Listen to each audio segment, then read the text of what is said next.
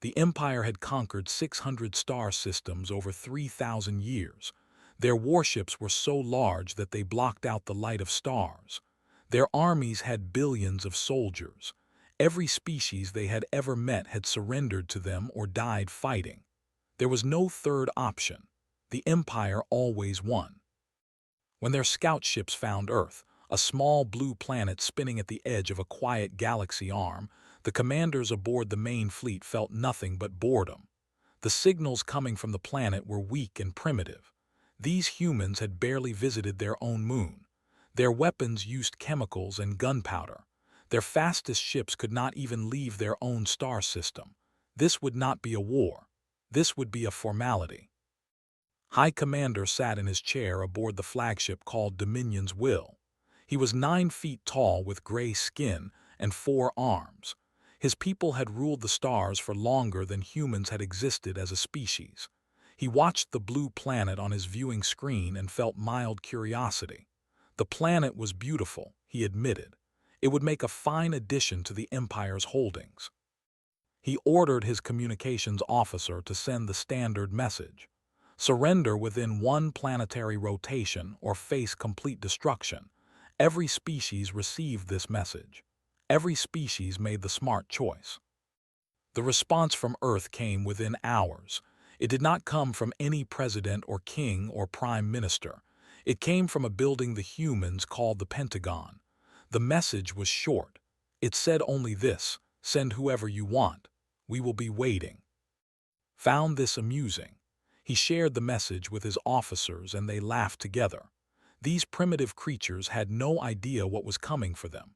He ordered 50,000 of his finest warriors to prepare for ground assault. They would land in a place the humans called Nevada. They would crush any resistance and make an example that the rest of the planet would remember. What did not know was that something unusual was happening on Earth. The governments of every nation had gathered for an emergency meeting. They argued for hours about what to do.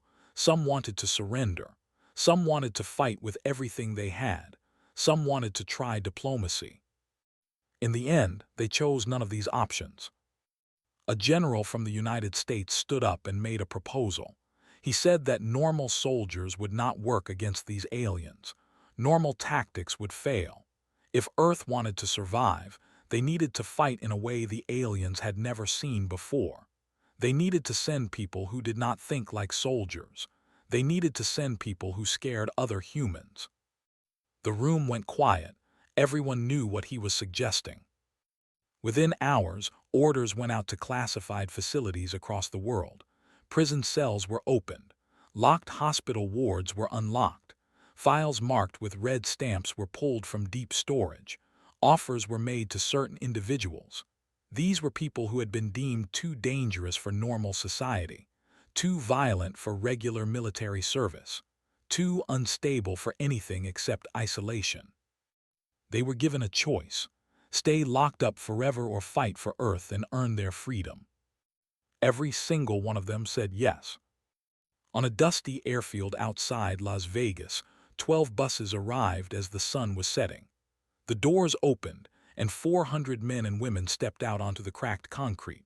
They wore unmarked black uniforms with no rank symbols and no unit patches. Their eyes were calm and cold. Some of them smiled at the alien ships visible in the distant sky. Danny Cole was the first off the lead bus.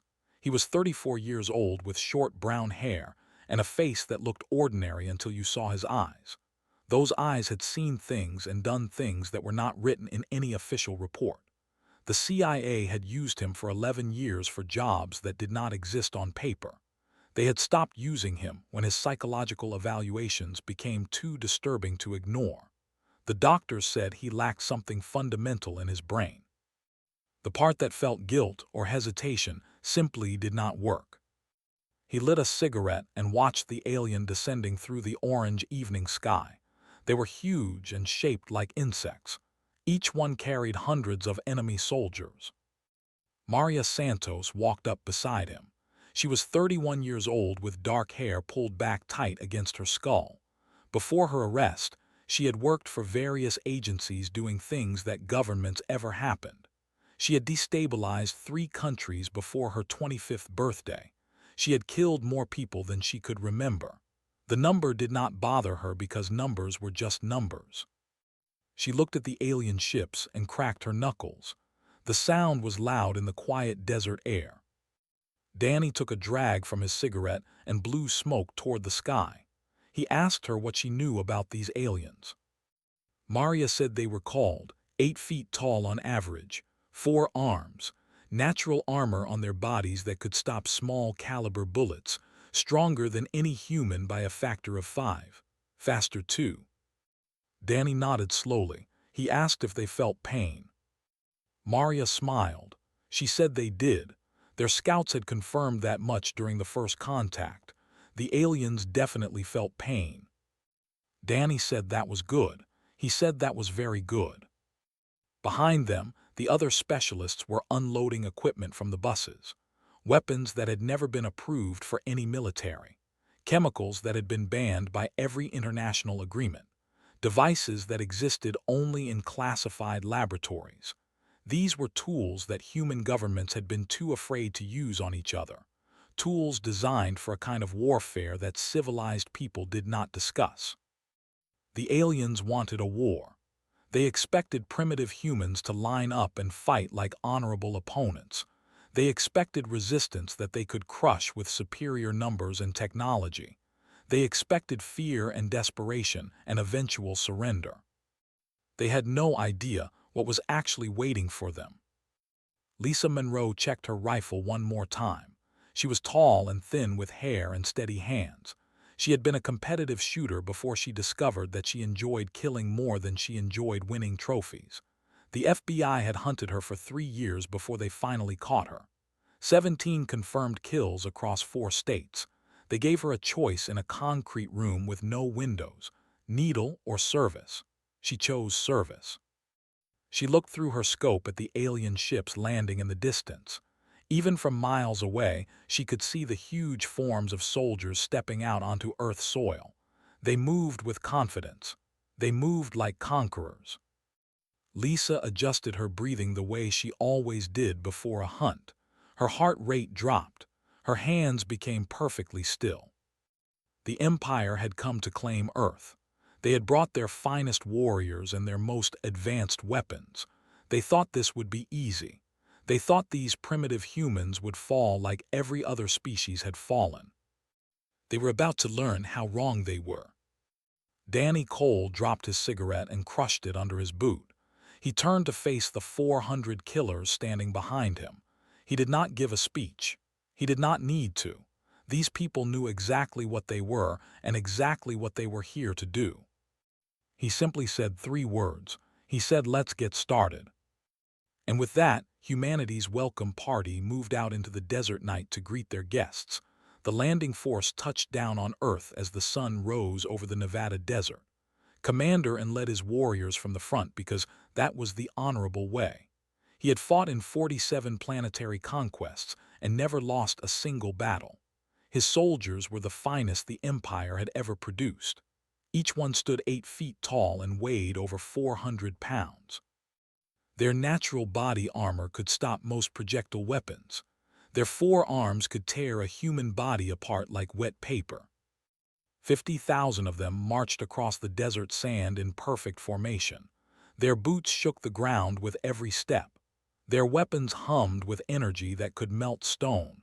They expected to reach the nearest human city within hours. They expected token resistance from primitive soldiers with primitive guns. They expected this to be finished by nightfall. The desert was completely silent. No birds, no insects, no sound except the wind. And found this strange but thought nothing of it. Perhaps the wildlife had fled from the noise of their landing ships. Perhaps this planet was simply quiet. It did not matter. His soldiers continued their march toward the human settlements visible on the horizon. The first mine exploded without warning. The blast was so powerful that it vaporized 40 warriors instantly. Their bodies simply ceased to exist. One moment they were marching, and the next moment there was only fire and smoke and screaming. Then the second mine exploded, then the third, then the fourth. The minefield stretched for miles in every direction. It was not marked. There were no signs. There were no warnings. The humans had buried thousands of explosive devices under the sand and waited for the aliens to walk over them, and screamed orders for his soldiers to stop moving. They froze in place, but it was already too late. 3,000 warriors were dead in less than 2 minutes.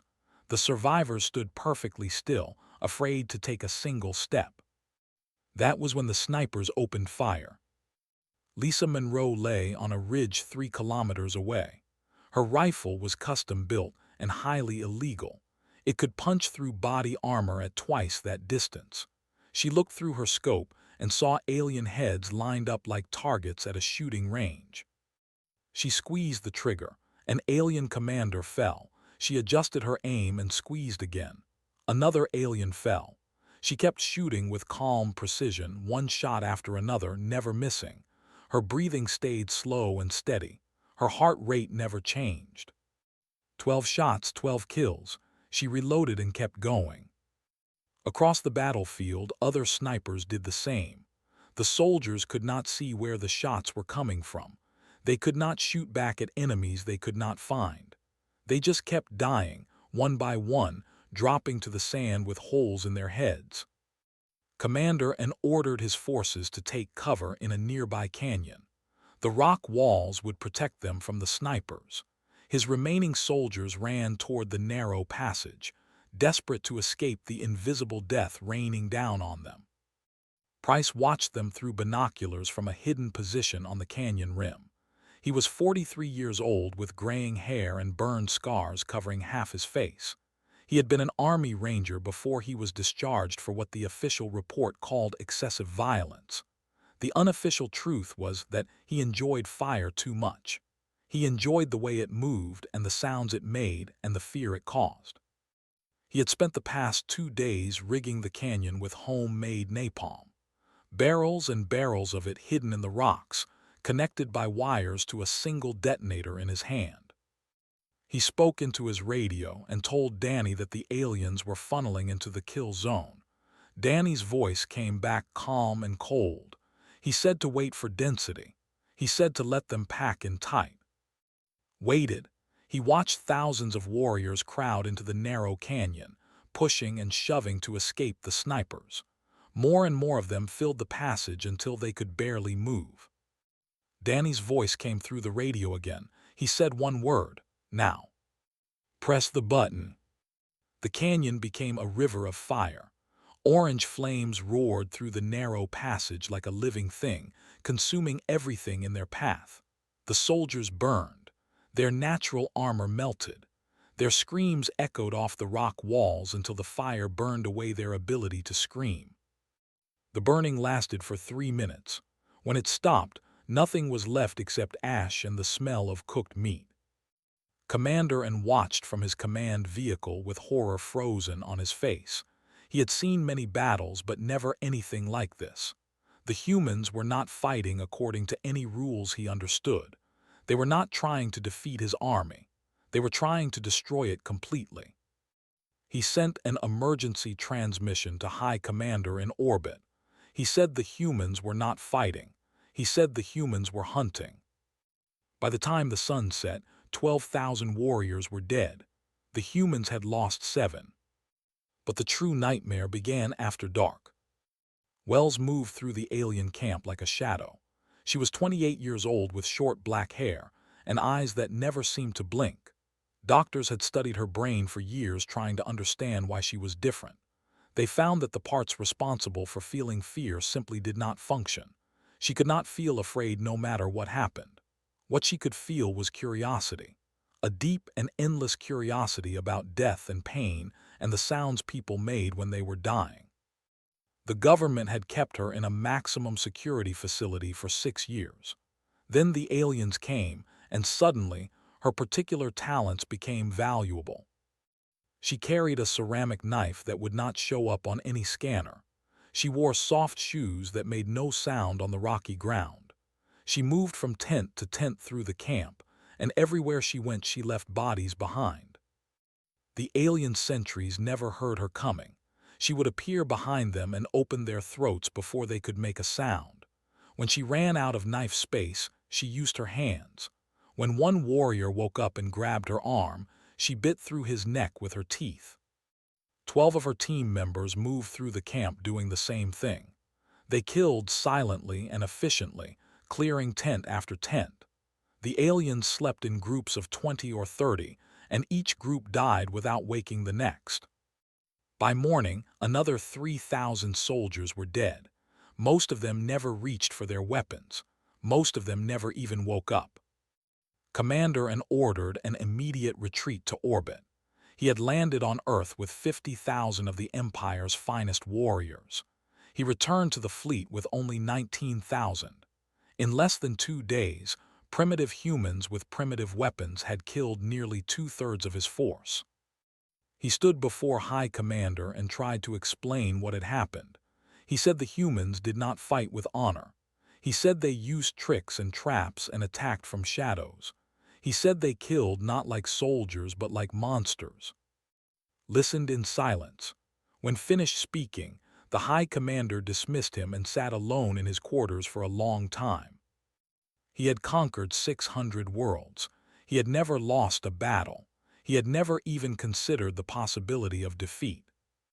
For the first time in his long life, he felt something that might have been doubt. Down on Earth, Danny Cole sat on a rock and watched the alien ships retreating into the sky. Maria Santos sat beside him, cleaning blood from under her fingernails. She asked him what he thought would happen next. Danny said the aliens would be angry. He said they would come back with more soldiers and bigger weapons. He said things were about to get much worse. Maria nodded and kept cleaning her nails. She asked if that worried him. Danny thought about it for a moment. Then he smiled his cold and empty smile. He said it did not worry him at all. He said he was looking forward to it. High Commander called an emergency meeting aboard his flagship. Every senior officer in the fleet gathered in the war room, their faces showing confusion and fear. The holographic display in the center of the room showed numbers that did not make sense. 31,000 warriors dead in less than 2 planetary days. Killed by a species with no starships, no energy weapons, no shields or armor technology. Demanded an explanation. He wanted to know how this was possible. Military analysts stepped forward and activated the display. Footage began to play from the recording devices worn by dead soldiers. The officers watched in silence as humans appeared from holes in the ground. They watched traps trigger in careful sequence, pushing forces into narrow spaces where they could be killed easily. They watched individual humans attack warriors 3 times their size and somehow win. Spoke quietly. He said these humans did not fight like soldiers. He said they fought like predators, like animals hunting prey. Admiral slammed his fist on the table. He said this was impossible. He said the humans had not even unified their own planet. They still killed each other over resources and foolish beliefs. How could such primitive creatures defeat the Empire's finest warriors? Looked at the Admiral with tired eyes. He said perhaps that was exactly the point. He said perhaps a species that spent its entire existence fighting itself had learned things about warfare that the Empire had never needed to learn. The room fell silent. No one wanted to believe what was suggesting. No one wanted to accept that these backward creatures might be better at killing than the greatest military force in the galaxy. Made his decision. If the humans wanted to fight dirty, he would simply remove them from a distance. He ordered a full orbital bombardment of the Nevada region. Every ship in the fleet would fire at once. They would turn the desert to glass and ash. The bombardment lasted 6 hours. Energy beams and missiles rained down from the sky without stopping. The desert floor melted. Mountains collapsed. Everything within 100 miles of the landing zone was completely destroyed. Nothing could have survived. Felt satisfied. The humans had shown unexpected resistance, but they were still just flesh and bone. They could not survive weapons designed to destroy cities. He was wrong. One day after the bombardment, the supply station on Europa went silent. Europa was a moon of the large planet humans called Jupiter. The Empire had built a small base there to store fuel and supplies for the invasion fleet. 200 personnel worked at the station. When investigation ships arrived, they found the station completely intact. The lights were on. The power was running. Everything looked normal except for one thing. Every single person inside was gone. The investigators searched every room and corridor. They found no bodies. They found no blood. They found no signs of struggle. 200 soldiers and workers had simply vanished without a trace. The only evidence of what happened was a single word scratched into the wall of the command center. It was written in the language. The word was this: more. Received this report and felt a cold sensation spreading through his body. He did not understand how this was possible. Earth had no ships capable of reaching Europa. Their technology was too primitive. Their species was trapped on their single planet. What he did not know was that 6 months before the invasion began, something had crashed into Earth's ocean. A scout ship had malfunctioned and fallen from orbit. The pilot had died on impact, but the ship itself was mostly intact. Human divers had found it at the bottom of the Pacific Ocean and brought it to a secret facility in the mountains of Colorado. Jake had spent those 6 months studying the alien engine. Jake was not a scientist in any official sense. He had been a criminal who made illegal drugs in trailer parks, but his mind worked in unusual ways. He had accidentally created a chemical compound that allowed him to stay awake and focused for 11 days straight. The government had arrested him and then realized his strange brain might be useful for other things. They put him in a room with the alien engine and told him to figure out how it worked. He did it in 4 months. Building a human version took 2 more months. The result was ugly and dangerous. Half the controls were held together with tape and wire, but it worked. Earth now had 3 prototype ships that could travel between planets in hours instead of years. They were not safe. The crews who flew them accepted that they might die at any moment, but they flew anyway because the mission was more important than their lives. Chris Palmer led the team that attacked the Europa station. He was 53 years old, a veteran of wars that officially never happened. He had been discharged from the military for what they called excessive enthusiasm. He had spent decades after that working as a mercenary in places that did not appear on any map. Eventually, the government had erased all records of his existence.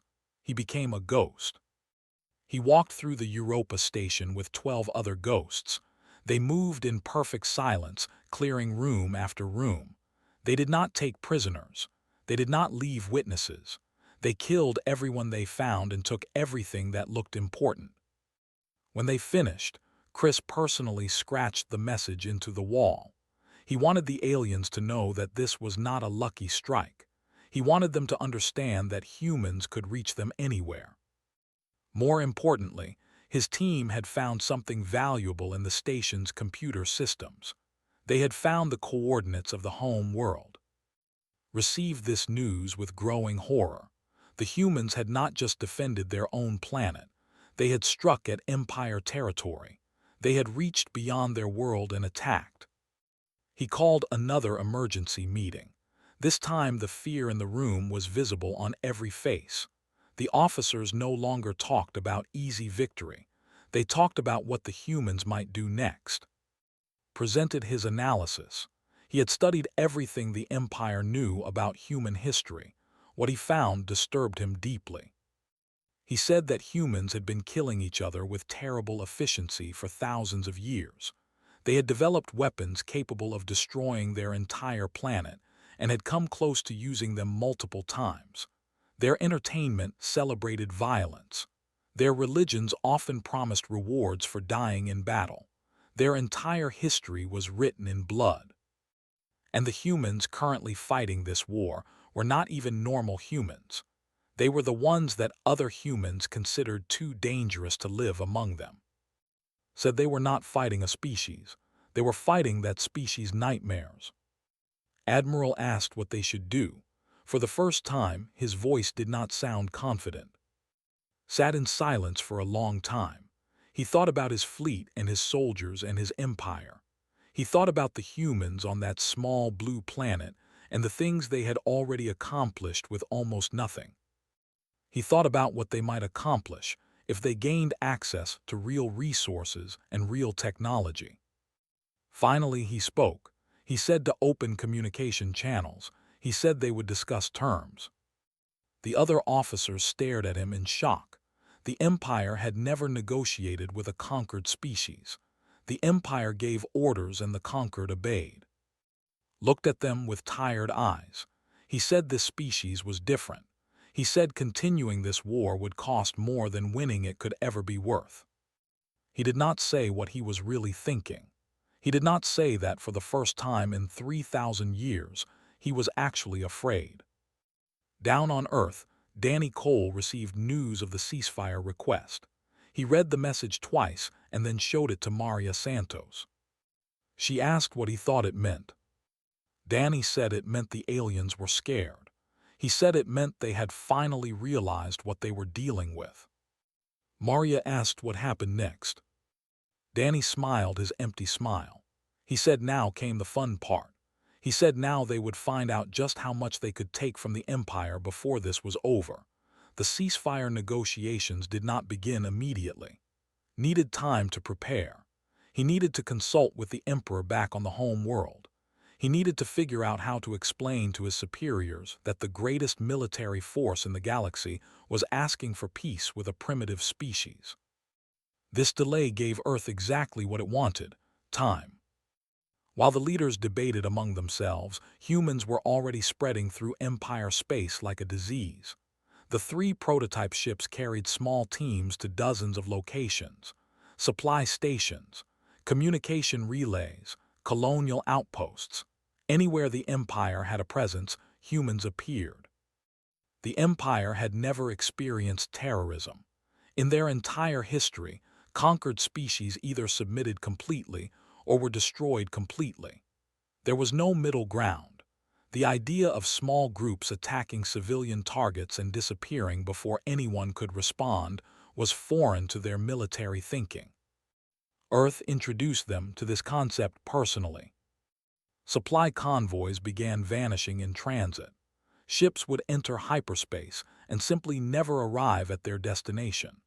Investigation teams found wreckage floating in empty space with no explanation for what had destroyed the vessels. Communication relays started exploding without warning. These stations were essential for coordinating the Empire's vast territory. Each one that went dark created confusion and delays that spread across dozens of star systems. Colonial administrators began dying in strange ways. They would go to sleep healthy and never wake up. Autopsies revealed traces of chemical compounds that scientists had never seen before, poisons designed specifically to attack their unique biology. Bate Turner had designed those poisons. She worked in a bunker beneath the mountains of Montana where no one could find her.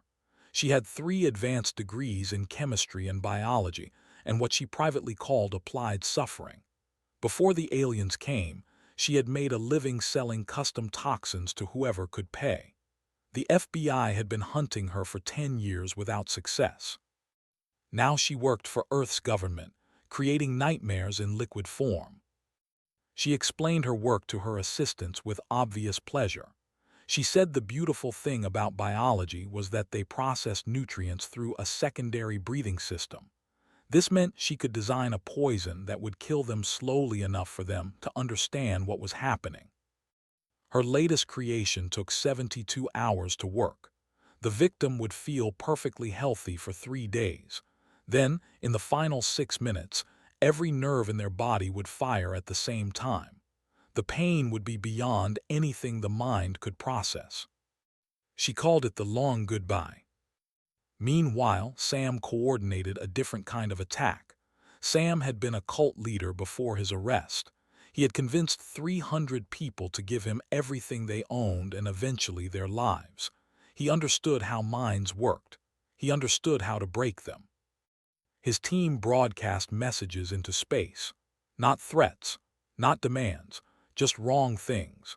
Images and sounds designed to trigger deep instinctive responses in the alien brain. Things that seemed harmless but felt fundamentally disturbing on a level the conscious mind could not explain. Soldiers began reporting nightmares. Then they reported seeing things that were not there. Then some of them stopped reporting anything at all. Ships went silent in the middle of routine patrols. When rescue teams arrived, they found crews that had torn each other apart.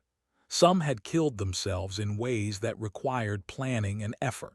Their faces were frozen in expressions of terror. Admiral read these reports in his quarters aboard the flagship. His hands were shaking. He had commanded fleets for 60 years and never seen anything like this. He went to and said these humans were not using military tactics. He said they were using madness. He said the Empire could not fight an enemy that attacked the mind itself. Ordered a complete review of everything the Empire knew about humanity. Analysts worked day and night to compile every piece of information from Earth's radio signals, from captured data, from the recordings of dead soldiers. What they found made the situation worse. Humans had been killing each other since the beginning of their existence as a species. They had invented increasingly efficient ways to end lives: swords, guns, bombs, chemical weapons, nuclear devices capable of destroying entire cities in a single flash. They had technology that could end all life on their planet, and they had come within minutes of using it multiple times. Their entertainment was filled with violence. Their children played games about killing. Their heroes were often warriors and killers celebrated for their ability to destroy enemies.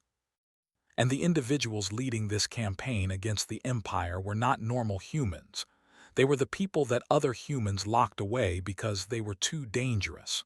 Criminals, killers, people with broken minds and no ability to feel normal emotions. Presented these findings to the War Council with a voice that trembled slightly. He said the Empire had misunderstood what humanity was.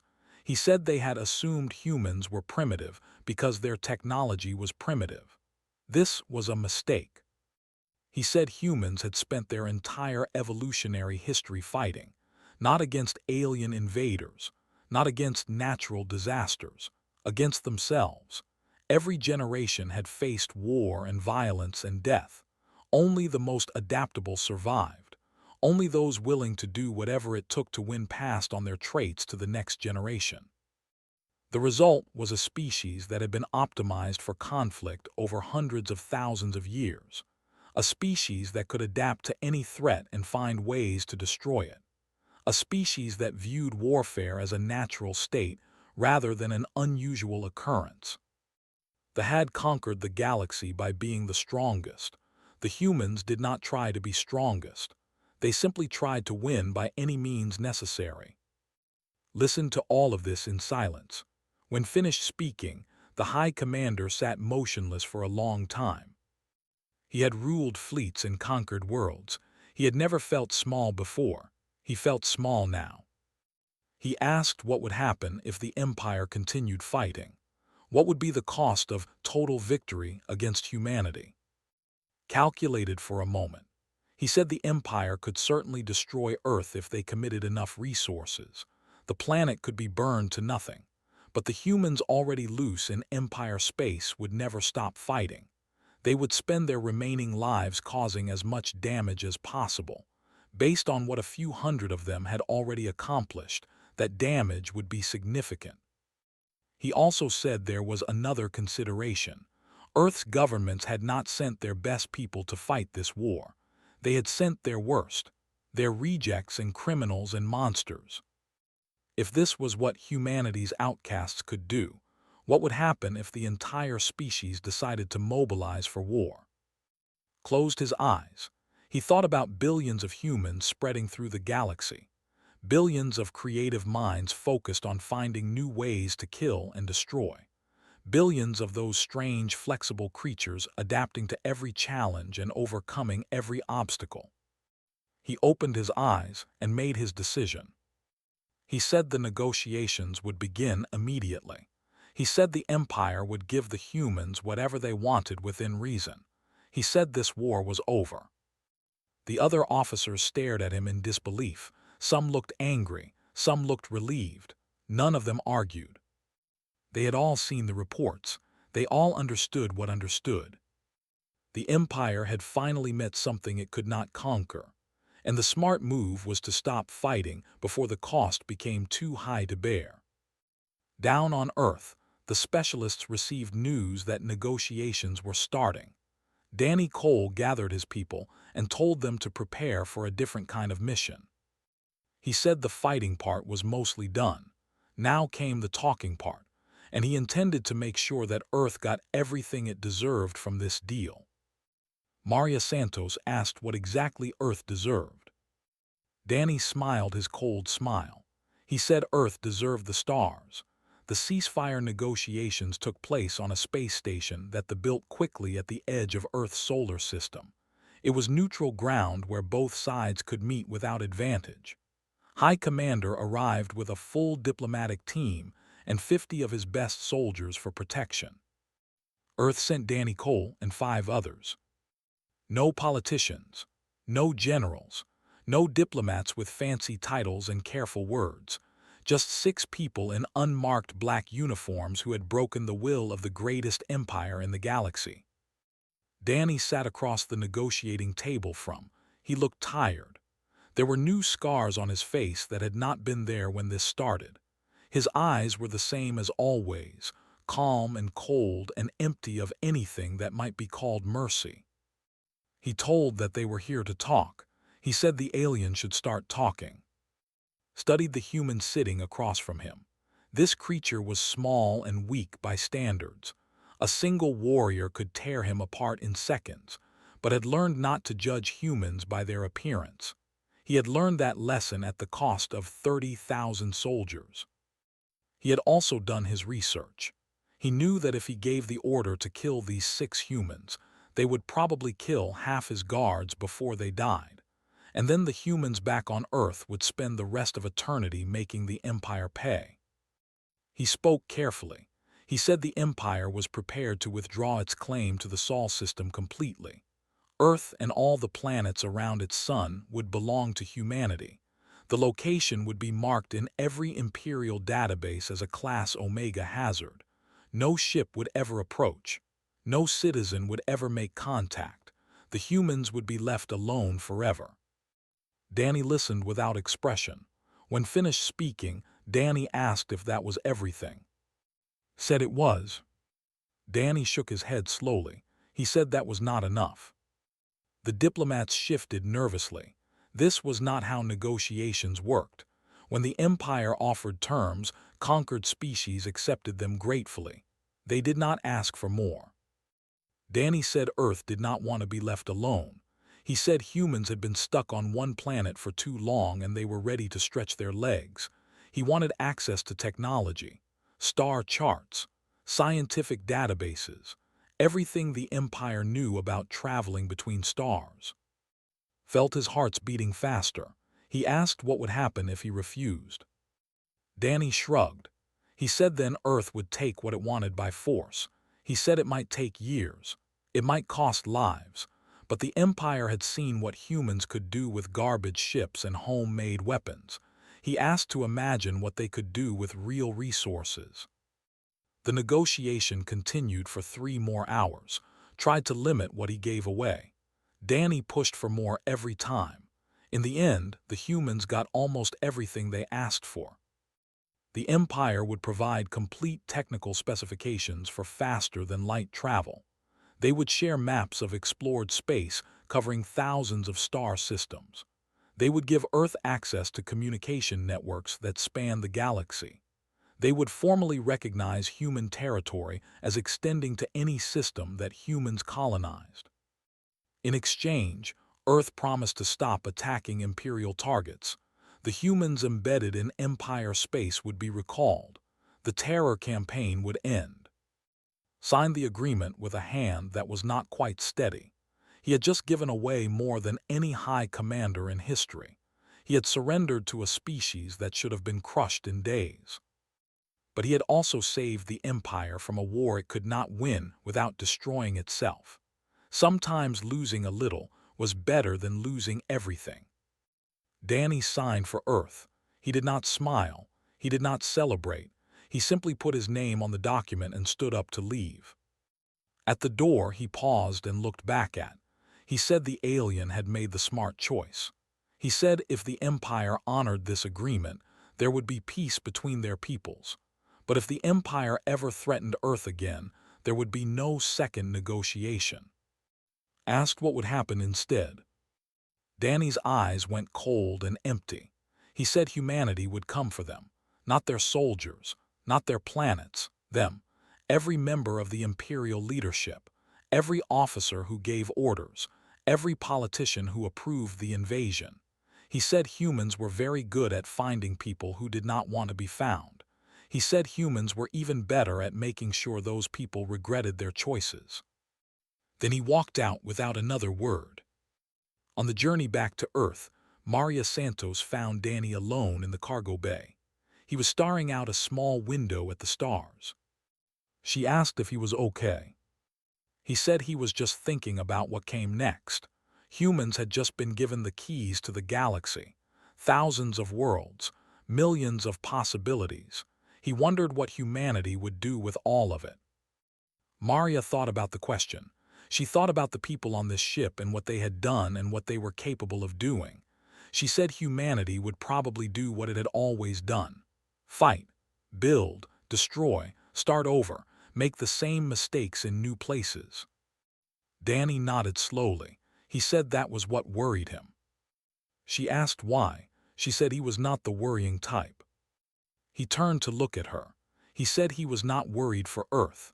He was worried for everyone else. He gestured at the darkness outside the window, at all the worlds and species waiting out there. He said they had no idea what was coming. In the months that followed, Earth changed faster than it had ever changed before. Technology was studied and improved and mass-produced. The first true Earth fleet launched within a year. They were called exploration vessels officially, but everyone knew they were warships ready for anything. The specialists were quietly retired from active duty. They had served their purpose. Some accepted the retirement peacefully. Some did not. Danny Cole disappeared into the American Southwest. No one knew exactly where he went. He simply stopped existing in any official record. Maria Santos took a job advising the new United Earth Defense Force. She taught young officers how to think like predators instead of soldiers. Lisa Monroe boarded a colony ship heading for a distant system that the had warned was dangerous. She said dangerous sounded interesting. Wells was placed in a comfortable facility in Switzerland. She did not mind. They let her watch the stars through her window, and that was enough. 50 years passed. Humanity spread across the galaxy like fire across dry grass. They built colonies on 100 worlds. They made contact with dozens of alien species. Some of those contacts were peaceful, some were not. Ambassador attended the celebration of humanity's 100th colony on a planet they called New Geneva. He was very old now by standards, but he had wanted to see this moment.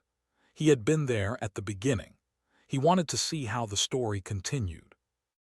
A young human reporter approached him and asked what he remembered most about first contact. Thought carefully before answering. He said he remembered being confused. The Empire had expected to find primitives on Earth. Instead, they found something far more dangerous. They found a species that had evolved to fight itself. A species that had survived endless wars against its own kind. By the time the Empire arrived, humans had already faced extinction a dozen times from their own hands. The reporter asked if that was what made humans dangerous. Said no. He said what made humans dangerous was something else. Despite all the violence and cruelty in their history, humans also had an incredible capacity for survival and hope. They could destroy entire worlds and then turn around and build something beautiful. They contained both extremes within themselves. He said that was what the Empire failed to understand. Humans were both the disease and the cure, the poison and the medicine. They could send their monsters to war and their dreamers to the stars. Somehow they contained both. The reporter asked if that was meant to be a compliment. Watched a group of human children running past, laughing and playing under an alien sun. He thought about all the species the Empire had conquered over thousands of years. None of them had been like this. None of them had scared him the way these small, fragile creatures scared him. He said he honestly did not know if it was a compliment or a warning. Then he turned and walked away, leaving the reporter standing alone with questions that had no easy answers. Above them, human ships moved through the stars. More would follow, then more after that. The universe was vast and full of wonders and dangers and possibilities. Humanity was just getting started.